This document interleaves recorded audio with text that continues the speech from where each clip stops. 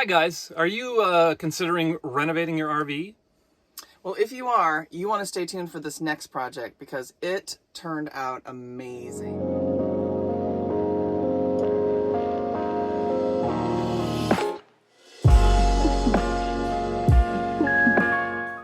Hey guys, I'm Eric. Hey, I'm Robin. Welcome to Wanderboom. Thanks for watching. Yeah. Today, We did a really fun project. Many of you know I've done quite a bit of different projects in buses and vans kind of and the in bus guy. A lot of shuttle times, yeah. buses and Yeah. all kinds of fun stuff like ours. Well, this one we had a chance to work on a really nice fifth wheel RV. Here we are. We are with our friends Robin and Doug. It's Robin from Creativity RV. Hey! And we're here because, well, not only have we been kind of quarantined together for a while, just a few months now. All winter. Been very safe. We are here because Eric did a couple of projects for Robin while we were here. Why don't you tell us a little bit about what happened in life for you that made it you needed to make some changes in your rig? Well, I live full-time in my rig, and I work full-time. Until last year, we put in a great desk and took out the table that was there. And that was great for me, and it had a nice pop-up and lots of storage. But then my boyfriend Doug moved in, and we thought that that would be a great space for both of us, but we had the pop-up up, and then we would have our projects out, so his computer would be out on one side, and my stuff would be on the other side, and then we never put that pop-up down because we didn't have anywhere to put our stuff away, and it wrecked the walkway. And then just things like, there were multiple pairs of shoes now, and like lots of cords everywhere. And since we had the opportunity to redo something with you, we made a wish list of everything that we wanted in a rig, and then we did it. Robin wanted to try out the whole Shou Sugi Ban technique on her desktop. So, And you really like and I hadn't done that stuff. yet. And again, a big part of what I love to do is find new types of things to do that I haven't done before. So it worked out great that I got a chance to not only do the Shou Sugi Ban on her desk, but also on the tabletop in the nook. And while we were at it, tried a little bit different technique on our outside table that we added, our bar table, link in the description from our previous video if you haven't seen it. And really, delve into the whole Shou Sugi Ban technique and how it's done. It's been really, it's been a great learning experience. That's right. So we're going to delve into all of those techniques of how it was done. I'll show you some, all the details of how we did it and show you how it turned out. Really nice.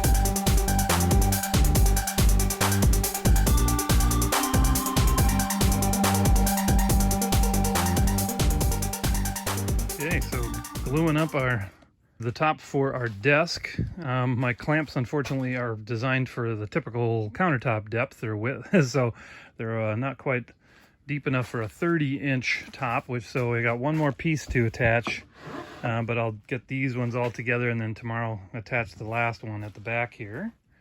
But we went through and sorted through and picked out all the boards that were real nice and minimal knots and got them all jointed together and glued up here. I'll put a nice edge across the front so that it'll look like it's 1.5 inches thick of pine, beautiful knotty pine. And once we get it all together, we'll get it all sanded and then Shou Sugi Ban, however that's pronounced, the whole surface as well as the drawer fronts.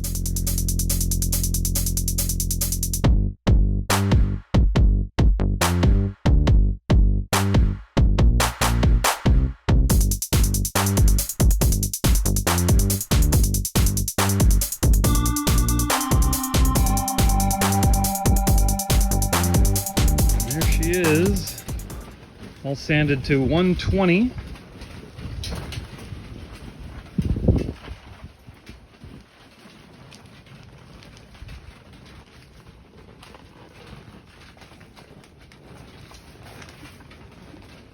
After I take a lunch break, I'll get her set up and prepped, and if the wind's not too crazy, we'll get her burned. Burn it. It burns. Name that reference. All right, well, we got a bit of a crazy windy day, but I've got the tent closed up, and I think we're going to be able to go ahead and do our Shou Sugi Ban burning here. I created a almost like an easel to set it up on here. So yeah, I had my horses here already, so I just took 2 more 2x4s and angled them up at roughly the same angle to create a backstop for this, so that again, it's easier to do the run a small torch like this using one of these guys. So it's better to have it in a position upright like this than trying to aim it downward.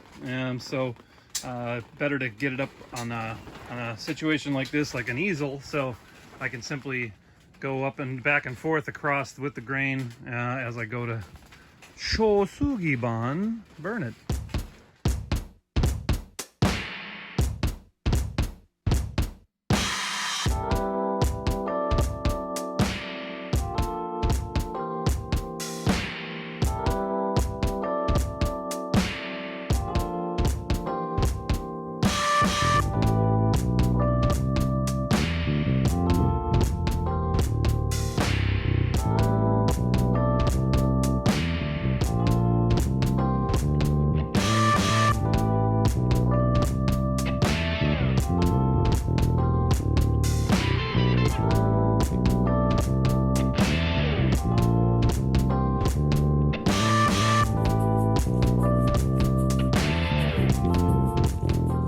So first layer of the first burn of the Shou Sugi Ban is done. Wow. Hard to take it all in. Pretty awesome. So we're going to do a light sanding on this, then do another light burn on top of that, and then it's going to get a polyurethane or a light stain of a classic oak with a little polyurethane in it, and then a final layer of polyurethane. All right, so we got 2 coats of the stain and with the polyurethane in it on. Looking amazing. And now we're going to do 2 more coats of just regular clear polyurethane, just to make it a good hard surface and protect it for the long term. Yeah, that looks so good.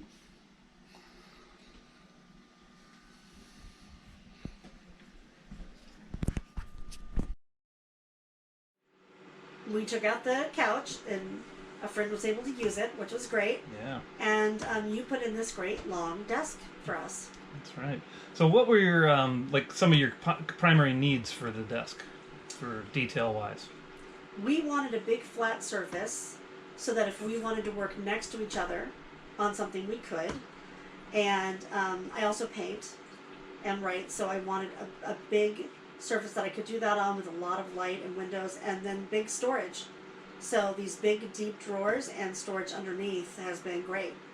And then you did the book corral too. You just finished that. That's right. What was the story on that? I like books.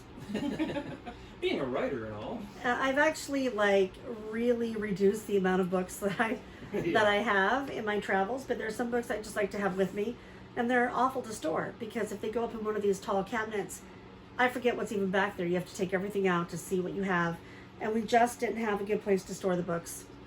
And one of the things that we really wanted was we didn't want to spend hours packing up our stuff before we traveled. Right.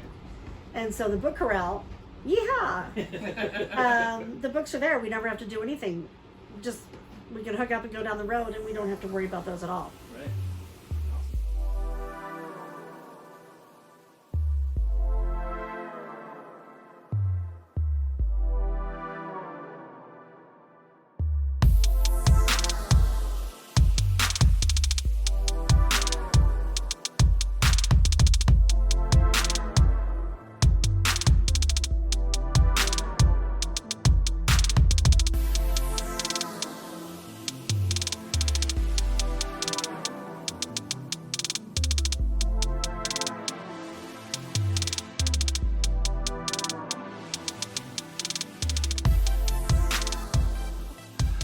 So yeah, pretty awesome stuff. We really love the way it turned out. They're very happy, and it looks so great. we're gonna also link here. Robin just put out her video on the tour of that goes into a little more also about Before and after. Yeah, and all of the other work that they did. They did. I mean, they completely repainted the entire rig. I didn't see my friend for like a month, so it was they were working so hard to get this project done, and it turned out so beautiful. I'm really happy for them. They have the space they need, and we got to do another fun project. That's right. It was really fun to be able to not only hang out with them this winter, but help them out with some really cool projects in their rig. So if you're new to the channel, again, be sure to hit that subscribe button. And welcome. Welcome to our channel. And hit the notification bell as well, so you can stay on top of all the interesting things we're up to. And love your comments. If anyone wants to comment, we try and get back to people. So delve back into some of those old videos too. We've got quite a few on all the different things we've been up to for over 2 years here on the road. Full-time nomads. That's right. Join the Wander Boom. Join the Wander Boom. Come on. It's a boom. It's happening all over the place.